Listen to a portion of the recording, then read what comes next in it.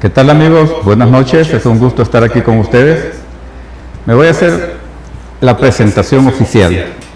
Mi nombre es Gerardo Enrique Rivera Trejo, soy médico psiquiatra y en primer lugar quiero agradecerle al diario digital croniosdsd.com por abrir un espacio que de verdad va a ser de bastante interés para toda la población. Y esto es porque la salud mental siempre es importante en toda la sociedad. Mi especialidad es psiquiatría, así que hemos diseñado en este momento un espacio que tiene que ver precisamente con la salud mental que está pasando la población salvadoreña, bueno, y por qué no decirlo, a nivel mundial también, en lo relacionado a las secuelas psicológicas que ha ocasionado el COVID-19. Les invito a que realmente lo vean en su Facebook, en Twitter, que compartan, que pregunten. En el transcurso de lo que vamos a ir haciendo esta noche, quiero que realmente hagamos algo dinámico, que sea interactivo. No nos quedemos con las dudas, es decir, aprovechemos que en este momento vamos a poder compartir, ¿sí?, de forma profesional situaciones psicológicas que tienen que ver precisamente con esta pandemia. Pues bien, veamos un punto de vista bien importante, hagamos como una introducción. La pandemia del COVID-19 realmente trastornó la manera en la que nosotros vivimos y nos relacionamos con los demás. No solo me refiero al miedo que ocasionó el virus en sí, el miedo al contagio, sino que también las consecuencias que trajo el confinamiento. Es decir, eso que nos apartaron de nuestros amigos, que dejamos de ir a nuestros restaurantes favoritos, a comer nuestra comida predilecta, ir a ver nuestra película al cine, es decir, toda esa situación social que se nos limitó, pero con un propósito bastante bueno, evitar precisamente un contagio severo, porque en un principio, si ustedes recuerdan, desconocíamos tanto sobre esta enfermedad que realmente nos causó mucho temor. Pero también no solo fue en la pandemia, también veamos de que hoy que este confinamiento lo hemos tenido, nos ha dejado muchas experiencias y las secuelas psicológicas precisamente que se han dado no han sido muy buenas. Recuerden ustedes que ha causado bastante inestabilidad, bastantes pérdidas a nivel económico, pérdidas a nivel laboral, pérdida de la salud, ¿sí?, pérdida de seres queridos. Es decir, para nadie va a quedar ninguna duda de que esta pandemia ha dejado y dejará en el futuro una huella psicológica y social que en la mayoría de la población, que para muchos incluso va a ser difícil poderla superar. Eso con la pandemia, con el confinamiento. Pero ahora que salimos de la cuarentena, también es importante, porque ¿cómo vamos a manejar esos miedos? Es decir, y tenemos que ver que esto puede tener un costo elevado si no tenemos una preparación adecuada o no tenemos las herramientas adecuadas para evitar un elevado contagio o un disparo de los casos que se van a dar. Si esto realmente no lo podemos manejar, los miedos van a dispararse, los cuadros de ansiedad se van a dar y va a ser muy difícil incluso que podamos recuperar una economía que ya de por sí nos está golpeando bastante. Pues bien, fíjense que con los amigos y fuera de cámaras me decían, ¿por qué no hacemos esto como una forma de preguntas? ¿Y por qué? Porque realmente la población tiene muchas preguntas. El porqué de esta pandemia, es decir, qué tanto va a durar, cómo nos tenemos que comportar, cuáles van a ser las secuelas psicológicas de esto. Y me pareció bien importante. Yo les decía, bueno, pero díganme cuál podría ser la primera pregunta. Y me llamó la atención que casi en común, y esto lo he observado incluso con amigos, con familiares, es el por qué, a pesar de que ya sabemos bastante sobre el coronavirus, ¿sí?, es decir, ya podemos saber cómo se transmite, cuánto dura, sobre qué superficie se transmite más. Es decir, a pesar de que tenemos bastante información, ¿por qué se sigue viendo con temor esta pandemia? ¿Por qué realmente seguimos teniendo este miedo? Es decir, y realmente la respuesta es simple. Esta es una enfermedad que en un principio no conocíamos nada de ella y todavía sabemos de que es altamente contagiosa. Tal vez no tendrá alta mortalidad. La mortalidad quiere decir de que si yo lo adquiero, tengo el 100% de probabilidad de morir. No, es decir, la mortalidad es baja, pero realmente sigue causando temor porque, en primer lugar, no conocemos el número de infectados, el número de contagiados. Es decir, y aquí no vamos a hablar de política, no vamos a decir de que porque han ocultado casos, no. Es que independientemente de eso, deben de saber que en medicina, en salud pública, hablar de los casos reales de contagio es bien difícil. Es bien difícil.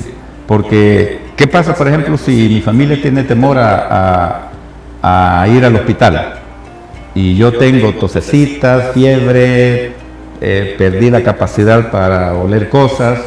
Entonces, los 7 miembros de mi familia pudimos haber tenido ser positivos al coronavirus y no estar dentro de los esquemas estadísticos del gobierno. Entonces no conocemos exactamente el número de infectados, exactamente la tasa de mortalidad. Otra cosa bien importante, no sabemos todavía a ciencia cierta si el virus nos da una inmunidad total. Si el virus sabemos que nos da una inmunidad porque nos crea anticuerpos, pero no sabemos si esta es transitoria, si dura 5, 6, 7 meses, va a durar un año o va a durar toda la vida. Es decir, esperaríamos que así fuera y nosotros felices y orgullosos de que pudimos solventar una situación bastante difícil. Entonces, no tenemos ni idea todavía realmente de esos casos, realmente, es decir, solo los confirmados, por eso se habla de casos confirmados. Tampoco tenemos idea de la inmunidad comunitaria. ¿Qué es la inmunidad comunitaria? Pues la inmunidad comunitaria es la que vamos a adquirir de 2 formas. Uno a través de las vacunas y otra a través del contagio que vamos a tener a nivel colectivo. Es decir, las personas que nos hemos ido contagiando uno al otro, pero vamos generando anticuerpos y ahí se va dando. Imagínense que con el sarampión, les cuento, vean de que el sarampión, la Organización Mundial de la Salud llegó a decir de que el 94% de la población debe de tener anticuerpos para romper un esquema de epidemia. Es decir, aquí nosotros, imagínense los contagios que podemos llevar, 25,000 positivos. Hagamos de caso que 5 veces más por lo que no hemos ido a consultar. Entonces quiere decir de que 100,000 positivos para 6 millones de habitantes en El Salvador. Entonces estamos muy lejos todavía de decir que podemos tener una inmunidad colectiva y decirnos lo que a nosotros nos dice y nos gustaría tener. No, quizás a mí ya me dio. ¿Cuántos de nosotros nos hemos dicho, y queremos en nuestro inconsciente ya querer quizás haberlo tenido y decir, no, si a mí ya me dio y quizás ni cuenta me di? Pero eso lo decimos como una forma de defensa, ¿verdad? Por creyendo que todavía esa situación a mí ya me permite salir con más tranquilidad y con menos miedo. O sea, que vean cómo esta situación nos va generando precisamente eso. Otra cosa de por qué persiste el temor es porque, lo que les decía anteriormente, no tenemos una vacuna todavía.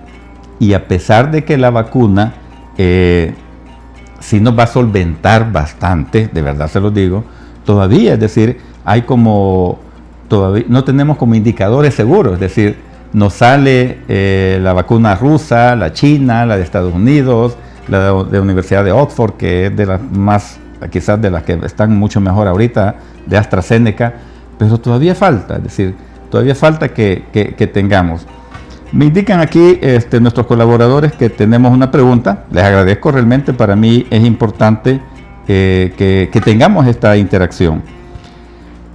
Dice aquí desde Mexicanos, Sandra Risotto, dice: mi familia ha sido afectada, de 4 personas, 3 hemos sido positivos. Esto nos ha afectado en nuestra vida y finanzas. ¿Cómo superamos este impacto? Bien, esto tiene que ver mucho con lo que estábamos hablando. Es decir, imagínense que en una sola familia, de 4 personas, 3 lo han adquirido y preguntan precisamente que cómo manejar esta situación, el impacto en las finanzas que se ha tenido. Pues bien, fíjense que este es lo que yo les decía, y contestemos aquí precisamente la pregunta. El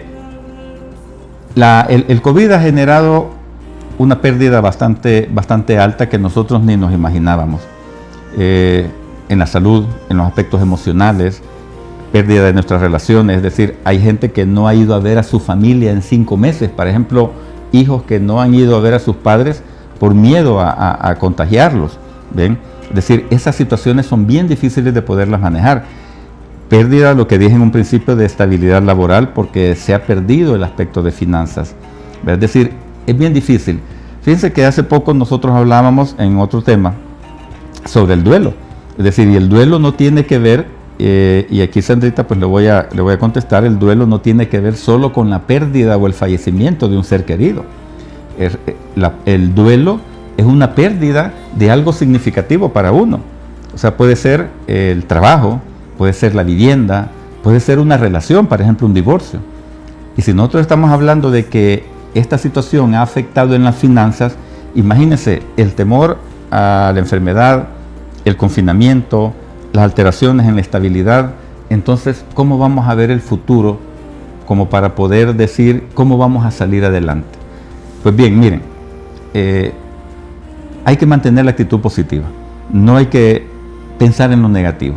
Realmente cuando nosotros tenemos una actitud positiva, empezamos a generar, es decir, centrémonos en un solo problema. Yo sé, Sandrita, que tenemos muchos problemas ahorita, muchos problemas, es decir, no solo el aspecto financiero. Estoy seguro que hay muchos problemas a la par que se están generando, pero empecemos uno por uno. ¿Sí? No podemos tener el control de todo, pero empecemos a ubicarnos en el que es más prioritario para nosotros, ¿sí? El aspecto financiero tenemos que verlo bajo un contexto de paciencia, de perseverancia, de objetividad, de una actitud positiva. Es bien importante que no nos caigamos y no nos frustremos, que no entremos en ansiedad. Sé que es difícil, créanme, es decir, a todos nos ha pasado, todos vivimos esta incertidumbre de qué nos va a deparar en el aspecto financiero más adelante. Mi consulta ha estado llena de situaciones de decir, yo perdí mi trabajo, tuve que cerrar mi empresa y esto me ha desestabilizado. Y eso precisamente son parte de las secuelas que se han ido dando en este sentido. ¿Por qué seguimos precisamente con este temor? En cuanto a la pandemia, que es lo que estábamos hablando, y el confinamiento, ahí están los miedos. Pero también en cuanto a la reapertura, y esto tiene que ver precisamente con la primera pregunta que nos estaban haciendo, precisamente porque no sabemos en qué medida va a haber una recuperación rápida de lo que yo he perdido. Esa es la incertidumbre que tenemos. Por ejemplo, perdí el empleo, perdí mi trabajo, pero no estoy ante una incertidumbre y no sé cuándo lo voy a recuperar o si voy a conseguir un trabajo rápido. Yo sé que el gobierno está haciendo bastantes esfuerzos por generar, por ejemplo, con las personas positivas, es decir, que se hablaba, es decir, que se les iba a dar un trabajo, es decir, muchas situaciones. Yo pienso que hay que saber manejar este tipo de información, pero estar con una actitud abierta para esto. Ahora, tampoco se puede predecir cuál va a ser el comportamiento de la población, porque yo puedo tener, por ejemplo, un restaurante, un cine, yo puedo estar con la actitud positiva, pero ¿cómo va a estar la persona, cómo va a estar la población en general para ver si van a ir? Es decir, una cosa es la decisión de abrir los restaurantes o los cines y otra que las personas vayan. Es decir, eso nos va a generar incertidumbre. Bien, les agradezco de verdad que estén con bastantes mensajes, pues ya se me está saturando. Esto es bien importante porque significa que el tema de la salud mental es bastante importante. Aquí nos dicen desde San Miguel, Rosa Melara: doctor, muy interesante programa, lo felicito. Nosotros estamos afectados, meses sin ver a mis padres, a mis abuelos y sin negocio. Perdimos todo y los bancos me están acosando. El gobierno ha respondido, pero no es suficiente. ¿Qué hacer? ¿Cómo salimos de este hoyo? Pues bien, esto, vean ustedes que todo tiene que ver, y aquí tanto Sandrita como Rosita nos están escribiendo de una situación en común, es decir, la pérdida de la estabilidad financiera que se ha tenido. Es difícil, porque cuando nosotros, no solo, fíjense qué interesante, nosotros podemos decir que en un primer momento era el miedo a padecer la enfermedad, pero hay mucha gente que ya lo padeció, como escribieron en el primer mensaje. Hay otras personas que el confinamiento las afectó, como Rosita, que está diciendo que no han ido a ver a sus padres, en el ejemplo que les puse al principio, es decir, no han ido a ver a sus abuelos meses porque les da miedo que si llegan lo puedo contagiar y esto me va a generar una culpa si les llegara a pasar algo a ellos y yo no lo voy a poder manejar. Es decir, son temas cruciales que están ahí, que realmente no tenemos que verlos bajo una óptica diferente, y aquí es donde vamos a ir viendo qué es lo que podemos hacer. Ahora veamos, la salud mental ha sido una de las más grandes afectadas por esta pandemia. Eso es bien importante, es decir, realmente nosotros nos centramos en los síntomas, en la enfermedad en sí, pero no nos damos cuenta que ha tenido consecuencias psicológicas en toda la población. Por ejemplo, el confinamiento hizo que nos sintiéramos agobiados, ansiosos, con alteraciones en el sueño, con irritabilidad, con pérdida de apetito o con más aumento de apetito, y por eso ganamos de peso. Disfrutamos situaciones que antes eran para nosotros adecuadas y buenas y bonitas. Entonces hubo un cambio, ¿verdad? También hay personas con familiares fallecidos en estos días y que no pudieron despedirse tal y cual como ellos hubieran querido, ¿verdad? Estas situaciones realmente críticas pueden derivar en un incremento tanto de la ansiedad como de la depresión. Entonces, si nosotros decimos qué consecuencias reales tuvo esta pandemia en la población directamente, pues vemos que ha habido una mayor presencia de síntomas de ansiedad. No solo estamos hablando de la incertidumbre, sino que de la ansiedad en sí, o de la depresión. Y esto realmente a mí, como especialista en la salud mental, me da decir un sentido a veces de impotencia. Imagínense a mí como profesional, ¿cómo no generará en la población lo mismo?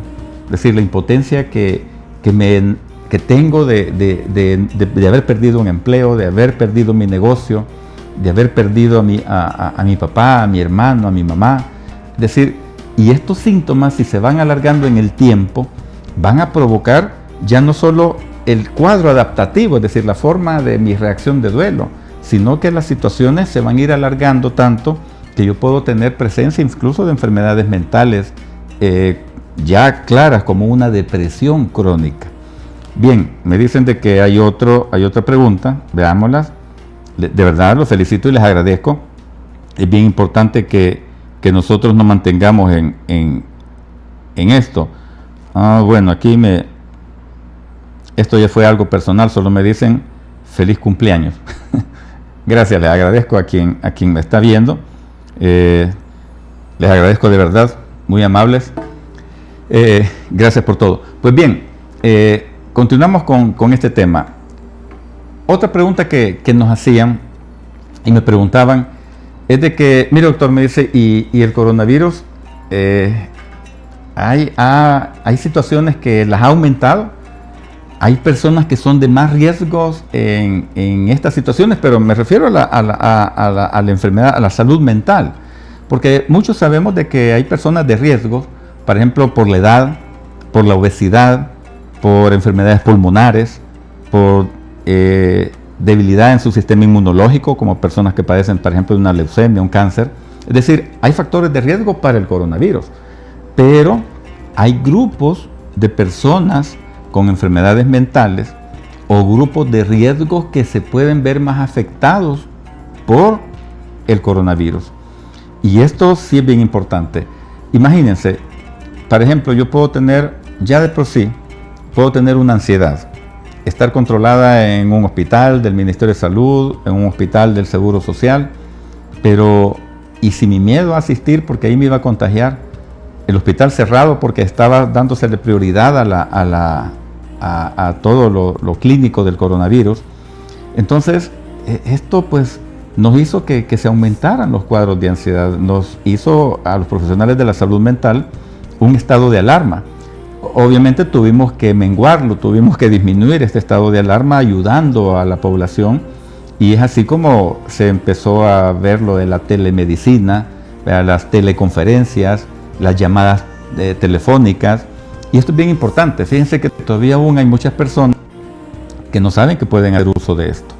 De hecho, yo estaba viendo, es decir, yo soy poco para ver televisión, es decir, he tratado de que las noticias no capten la mayoría de mi tiempo, pero yo estaba viendo que hay que llamar a un número donde uno puede recibir una atención profesional médica de parte del gobierno, es decir, que está patrocinado por el UFMA y otro organismo que no lo recuerdo, pero es bien importante esto porque hay que ayudar a paliar de alguna forma todas las situaciones mentales que el coronavirus ha generado. Y esto sí realmente, créanme que incluso nosotros en la Asociación de Psiquiatría hemos incluso tratado de poner plataformas, ayudar en llamadas telefónicas, para que la población se sienta por lo menos apoyada en ese sentido. Ahora bien, ¿cómo pudiéramos decir, porque si la depresión o la ansiedad genera como algún tipo de vulnerabilidad? Fíjense que muchas personas incluso me decían, mira doctor, antes cuando se salía si yo estaba tomando algún medicamento y el medicamento que está tomando me hace más vulnerable para adquirir el virus. O el medicamento que yo estoy tomando, si me da el virus, a mí me va a dar más fuerte porque estoy tomando este medicamento. Es decir, vean hasta el tipo de preguntas que era en un momento determinado difícil de contestarlas porque no se tenía mucha información. Pero bien, si nosotros lo tomáramos como una pregunta en sí y pudiéramos decir, ¿cómo afectará la depresión si una persona, no, mejor dicho así, pongámoslo de esta forma. Si una persona tiene depresión y ya con el coronavirus, con la pandemia, con el confinamiento y hoy con la reapertura, ¿qué esperamos con estas personas que tienen ansiedad y depresión? O sea, contestemos la pregunta. Obviamente, debido a las consecuencias económicas que se han dado, es muy probable que los cuadros depresivos aumenten y que las personas que ya padecían de una enfermedad depresiva se agraven. ¿Por qué? Precisamente por las preguntas que me están haciendo. Es decir, si yo perdí un ser querido, si yo perdí mi negocio, si perdí una relación de pareja, esto se me complicó, es decir, no solo por el confinamiento, sino que por las pérdidas que se han generado. Entonces, estas situaciones que van a ser desfavorables, también debemos nosotros como profesionales de la salud mental, y esto lo hablo abiertamente para los profesionales, todos los psicólogos, trabajadores sociales, psiquiatras, de que debemos estar atentos al incremento de más intentos suicidas, ¿sí? Es previsible que esto suceda, es decir, dada la situación de la crisis económica que se ha generado. Entonces también es un llamado para nuestro gobierno, para que también, ¿sí?, se pongan de la mano a que podamos establecer mejores estrategias de medición en cuanto a los cuadros de ansiedad, depresión, alcoholismo, consumo de sustancias, violencia intrafamiliar e intentos suicidas, o ya no digamos suicidios. Esto es bien importante porque recuerda que son medidores que nos van a ayudar a ver cómo está una sociedad. Es decir, una sociedad con una crisis económica es obvio que se espere. Y, como decía Rosita, es cierto, el gobierno está haciendo bastante por paliar mucho de la situación económica. Espero que la ayuda venga. Yo estoy muy seguro que realmente que vamos a salir adelante en esta situación. Me dicen de que hay otra pregunta, veamos. Bueno, miren, nos escriben desde Nueva York. Eduardo Cardosa dice, perdí casi todo negocio, 2 familiares, ahora tengo deudas, no duermo, no logro aceptar que mis padres ya no están, no veo ninguna salida, esto es fatal, la ciudad es un caos. Muy bien, realmente lamentable, mis condolencias, Eduardo, de verdad. Nueva York fue una de las ciudades más afectadas en Estados Unidos, en pérdidas, en contagios, en inestabilidad laboral. Difícil, es difícil. no hay forma de volver atrás. Es decir, vamos a tener que aprender a reconstruir, Eduardo. Es decir, no se puede, no nos podemos estancar en que es cierto, ya esto perdí todo. Tenemos que ver la forma de salir adelante. Ya vamos a dar unas recomendaciones que están ahí. Veamos otra pregunta, porque alcancé a ver otra pregunta que está, bueno, esta viene de San Francisco, Estados Unidos. Roberto Castro dice, aquí en San Francisco el virus ha golpeado a todas las clases. Sin embargo, la gente piensa que es mentira. ¿Cómo hacerle entender a la gente que esto es de vida o muerte? Muy bien. No es que no quiera contestar las preguntas anteriores, lo que pasa es de que vamos a dar recomendaciones y estamos armando ahorita lo que son las secuelas como para poder dar las recomendaciones. Este tema que acaba de tocar Roberto Castro es bien importante. Fíjense que, de hecho, no sé si ustedes habrán leído que Miguel Bosé, él está en contra de esta cuestión, en contra de andar mascarilla, es decir, de hecho hizo un movimiento, iban a hacer una reunión, un meeting en Madrid, ¿verdad? Como diciendo que esta situación, es decir, incluso él dice que la vacuna va a ser una forma de que Bill Gates, no sé quién, es decir, nos van a poner un chip para tenernos controlados a todos. Está pasando eso. Mucha gente no cree que esto está pasando. ¿Sí? Yo tengo un par de conocidos que incluso andan sin mascarilla, diciendo que esto no existe, que él no cree, que él no ha visto en su colonia que alguien haya ido a la ambulancia a traer a alguien del COVID o que haya muerto alguien de esto. Es cierto. ¿Cómo hacerles comprender esto? Miren, es bien difícil porque cada persona tiene su propia ideología, su propia percepción, su propio estilo de vida. Va a ser difícil, es decir, luchar contra este tipo de situaciones. Incluso yo estaba leyendo en un libro del Reino Unido, un libro de psiquiatría, de salud mental, sobre algunas personas que perdieron sus seres queridos por el coronavirus y todavía no lo creen. Ellos dicen de que en el hospital agarraron una X bacteria y ahí se murieron y todavía no lo creen, a pesar de que les dijeron que tenía un test positivo y que los síntomas eran tal y cual como ustedes lo describen y lo saben. Pero muchas personas dicen de que esto no existe, que es algo inventado, que nos quieren controlar. ¿Cómo hacer? Miren, luchar contra aspectos ideológicos es bien difícil, ¿verdad? Yo creo que nosotros, los que creemos, que sabemos que esta situación sí de verdad la hemos vivido, ¿verdad? Con pérdidas, con inestabilidad laboral, con pérdida de familia, es decir, tenemos que reconstruir y eso es lo que vamos a hacer. Veamos esto. Para ir entrando ya en lo que ustedes realmente esperan de esta tertulia que tenemos aquí en este momento. ¿Qué se espera o cómo se espera que reaccionen las personas que venimos de un confinamiento y vamos hacia una nueva realidad? Porque es cierto, bastantes personas estuvieron guardaditos en sus casas, incluso ha salido un síndrome que más adelante tal vez lo tocamos en una próxima reunión, que se habla del síndrome de la cabaña, es decir, las personas que se sienten tan seguras en su hogar que no quieren salir. Y no quieren salir solo porque hay muchas situaciones que no les permite a ellos, es decir, manejarse con libertad. Entonces, ¿qué es lo que esperamos? Pues esperamos que persiste el miedo. Desde que comenzó el confinamiento por el coronavirus, la mayoría de la población ha estado viviendo con miedos. Este miedo va a seguir. Pero fíjense que hay algo bien importante. El miedo está directamente relacionado con el riesgo. A mayor riesgo, mayor miedo.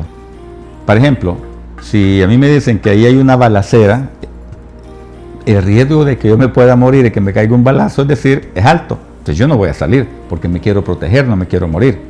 Pero si me dicen que ya pasó, que ya todo está tranquilo, que ya eso fue hace una hora y que incluso está la policía ahí, que toda la gente está caminando y yo veo que la gente está caminando, yo salgo.